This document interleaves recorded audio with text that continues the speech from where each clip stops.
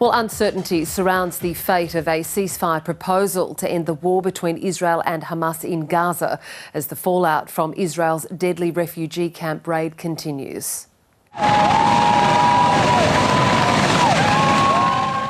It's been 5 days since 4 hostages were freed in Israel's rescue operation in the territory that Gazan health authorities say killed more than 270 Palestinians. The family of one of the abductees, Andrei Kozlov, has spoken about his ordeal. The 27-year-old's mother says her son was mistreated and punished. He told us that they were required to follow some very strange rules, like you can't sit with your legs towards these terrorists.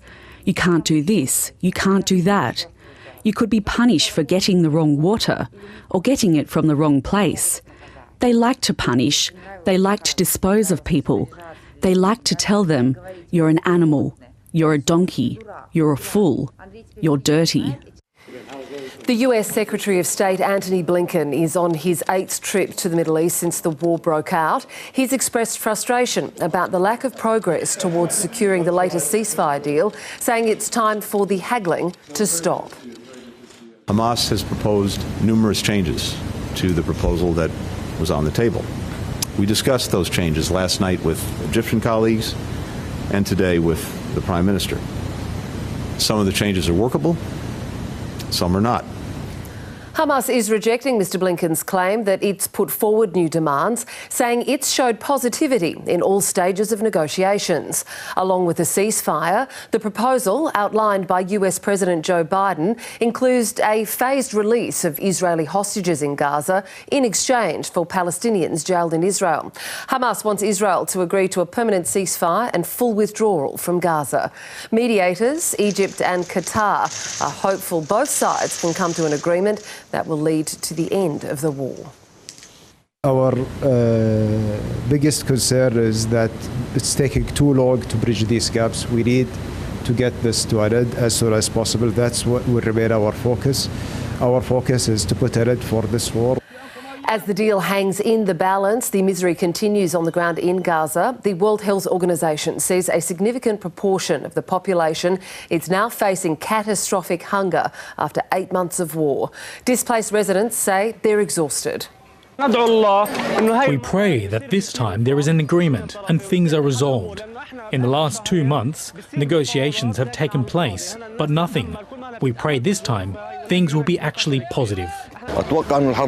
I expect the war to continue. There are no negotiations. We are tired, bored and despairing of the truce. Every day there is no truce. We want a solution. We want to return to our homes. We're tired of this life, sleeping in the street, transporting water.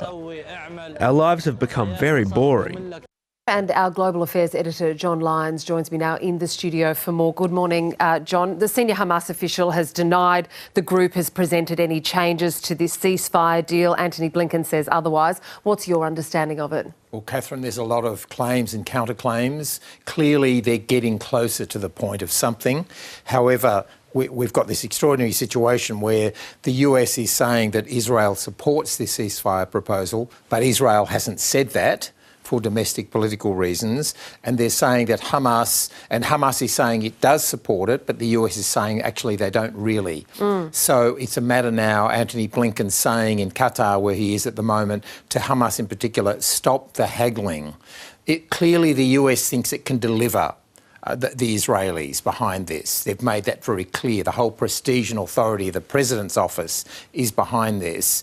But, and Antony Blinken is speaking and saying Israel has signed off on it. Hamas, he says now, is the sticking point. So that could be worked out. Qatar, where he is now, is clearly pressuring Hamas to agree to this, as is Egypt. So I think, in summary, I think we're getting closer. Yeah, it's interesting because Antony Blinken, as we heard just a little bit earlier, was saying there are some parts that work and some parts that don't on Hamas's, what they're wanting out of all of this. What do you think are the parts that work and what are the sticking points? I think the things that are in agreement at the moment are exchange, essentially release of hostages from Gaza, Israeli hostages, release of prisoners from Israeli jails, Palestinian prisoners. That's a fairly simple formula. That's happened many times in the past over the years, and that's sort of the easiest part of it all. The surge of humanitarian aid is something that is also relatively easy. The sticking point is that Hamas is saying we want it to be a permanent ceasefire and withdrawal of Israeli soldiers. Israel is saying, no, it's for 6 weeks. I think in the end the compromise could well be that 6 weeks with the US pressuring Israel to continue and Israeli troops moving up towards the Israeli border, towards the north of the Gaza Strip, out of central and southern Gaza. That seems to be the deal that is most achievable in the short term. And what do you think the likelihood is of a deal being brokered in the short term with Antony Blinken, as you said, over in the Middle East at the moment? Well, Catherine, this is about his 7th trip there, and you can never really be sure. The hatred and divisions between these two groups, the Israelis and the Palestinian leaderships, are so strong that you can never assume anything. But after 8 months, it's a toll on both sides here. The Israelis have lost soldiers, their economy is in deep trouble. They've had to move citizens from the northern and southern borders. A lot of the Israeli economy is in trouble because of this war. The Palestinians obviously paying a devastating price of women, children, civilians, rubble, as we can see. So I think both sides really want an end to it. The hard right in Israel doesn't want an end, and elements of Hamas also don't want an end because war gives them a justification. If this conflict was resolved, Hamas is out of a job. So Hamas wants to keep the conflict in various forms going, as does the Israeli Prime Minister, because the moment the war's over, Benjamin Netanyahu has to face some very, very serious questions. We've had those discussions in the past, haven't we? Just onto a final issue, John. The United Nations, an inquiry has found that both Israel and Hamas have committed war crimes in the early stages of the Gaza war. What did this report unpack that a little bit more? What did it find exactly? Really, I suppose nothing that we wouldn't expect the UN to find in those first 3 months up until December 31. They're saying both sides. Hamas, clearly the October 7 atrocities. Anybody who looks at those videos, any reasonable viewer would say atrocities. In my view, they're war crimes, what they committed on that day of slaughtering civilians. The Israelis are being accused by various organisations of using starvation as a method of war. When Yoav Gallant, the Defence Minister, said we are cutting off Gaza, food, water, everything. In his own words, the International Criminal Court is arguing that those words themselves were evidence of a war crime or intent to commit a war crime.